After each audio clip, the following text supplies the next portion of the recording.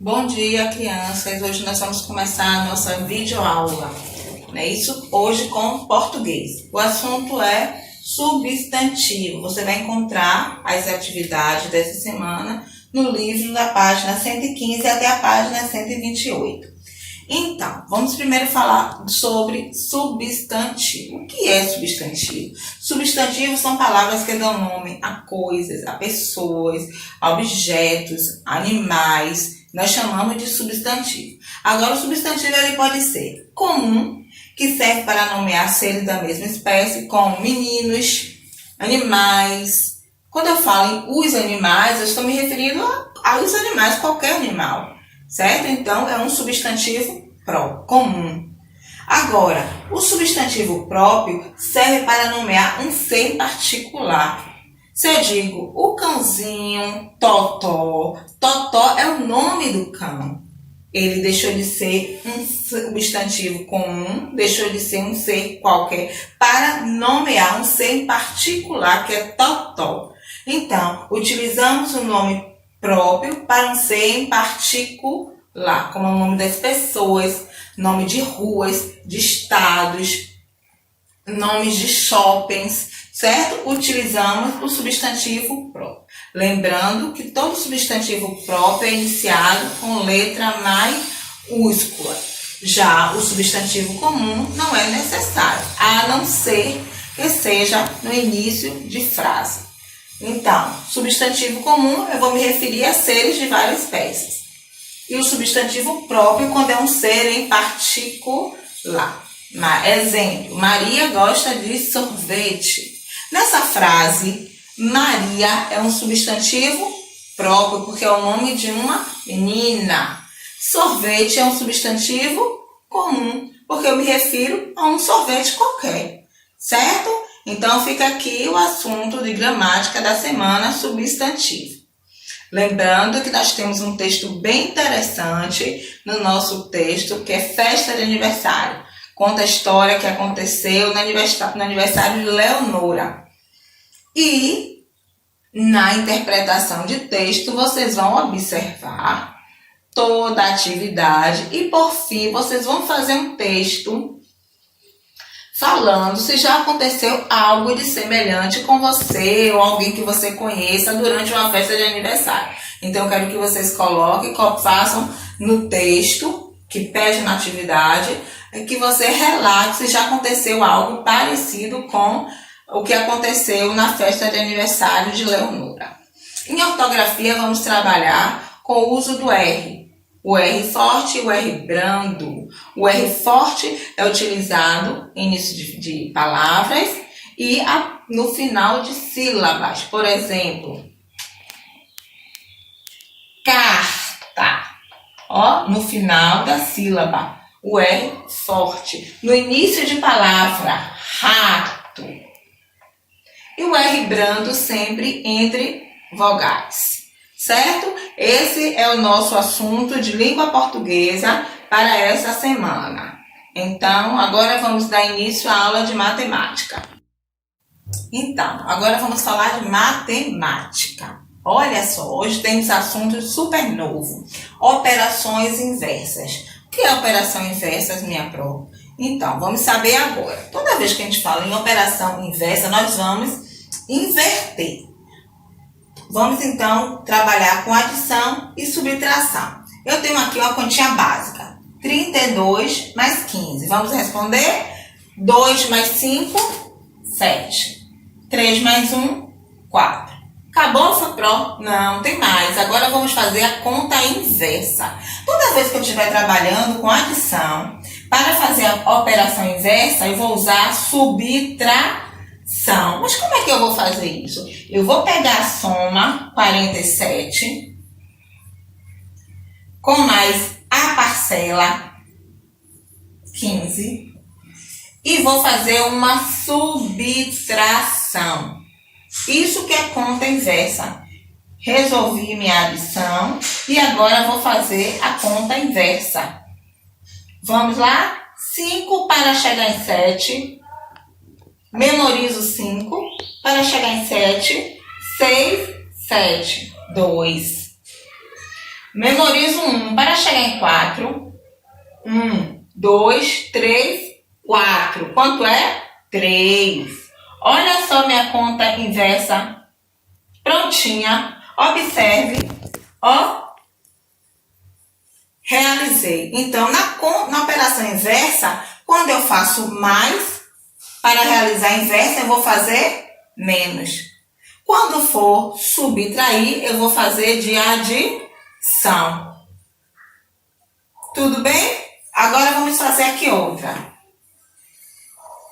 25 menos 12.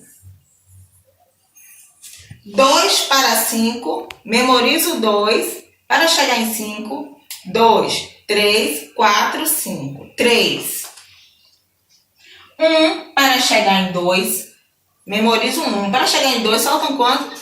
1. Vamos fazer agora a operação inversa, não é subtração, eu vou fazer uma adição. Vou pegar a minha diferença, 13, com 12 e vou somar. Eu vou realizar a operação inversa. 2 mais 3, 5. 1 mais 1, 2. Olha lá, minha operação inversa, tudo certinho, tudo bonitinho. Então, operação inversa nada mais é, aí você vai inverter. Quando você fizer a conta de somar, você vai fazer a inversa, que é de subtrair, modificando os termos. Observe, o meu total vem como minuindo, a minha parcela subtraindo e o resto da diferença, ó, ok.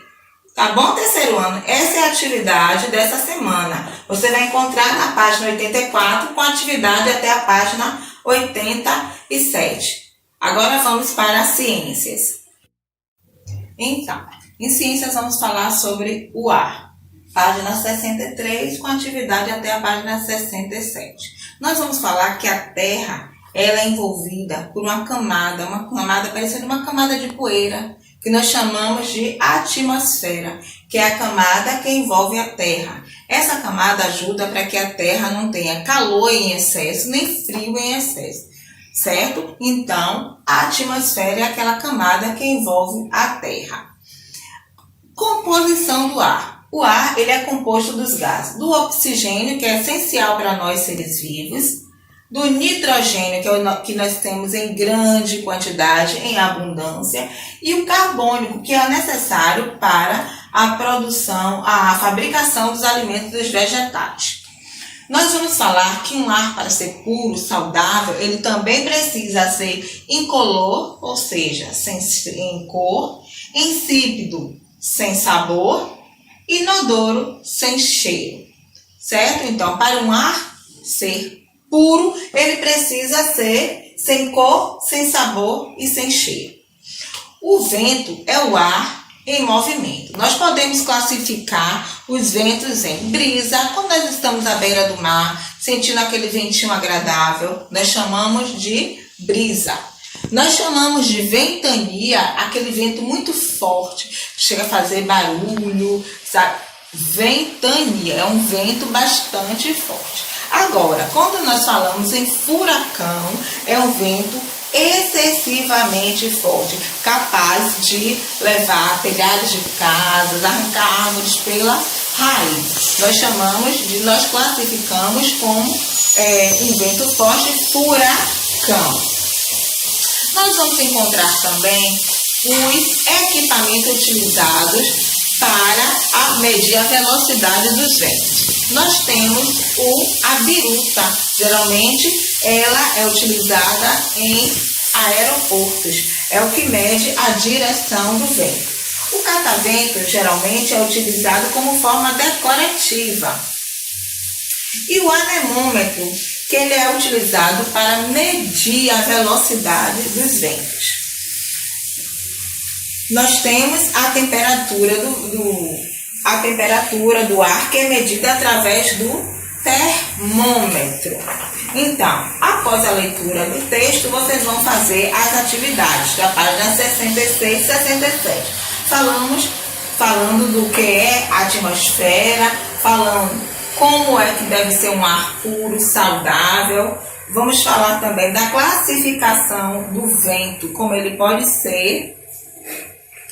E vamos falar também das figuras, como a biruta. Você vai olhar a gravura e vai colocar que tipo, qual é o tipo, qual a sua utilidade, certo? Na página 67. E por fim, ciências, vamos ficar só com esse título, com esse tema nessa semana. Vamos lá, crianças, vamos falar de história. Em história, essa semana, nós vamos falar da relação entre o campo e a cidade. Já sabemos que o campo é a zona rural, não é isso? E a cidade nós chamamos também de zona urbana. Morar no campo tem suas vantagens e suas desvantagens. Morar na cidade tem suas vantagens e desvantagens. Então, tem gente que gosta de morar no campo porque é tudo muito calmo, porque tem poucas pessoas, não é isso? Você está em contato direto com a natureza, mas outras pessoas preferem morar na cidade. Por quê? Porque gosta da vida mais agitada, porque tem mais diversão, porque você encontra muitas pessoas, então vai de uma pessoa para outra. Mas o campo precisa da cidade, assim como a cidade precisa do campo. Mas como é isso, minha pró? Veja só, para você almoçar, quando você vai comer uma salada, quando você vai comer um frango, esse frango vem de onde? Da zona rural, ou seja, do campo. Então, ele vem da zona rural até a cidade para nos trazer o alimento. Porque sem o alimento, que não venha da cidade, da zona rural, nós não temos como sobreviver. Será que na cidade nós temos como construir, criar animais, ter plantações e mais plantações? Não. Por quê? Porque na cidade fica difícil. Não tem essa condição. Então, o local para você se organizar é o campo. É o local onde você encontra grandes plantações, onde você encontra grandes criadores, a pecuária, onde ficam as criações de animais. Então, essa relação é perfeita, porque o campo precisa da cidade tanto quanto a cidade precisa do campo. Nós precisamos da zona rural, porque é onde ficam as hortaliças, as plantações, onde fica a criação de animais, que vem até nós, até as indústrias, que eles vão ser muitas vezes o quê? Industrializados. É por isso que ele diz que nós precisamos, que o campo precisa da cidade, tanto quanto a cidade precisa do campo.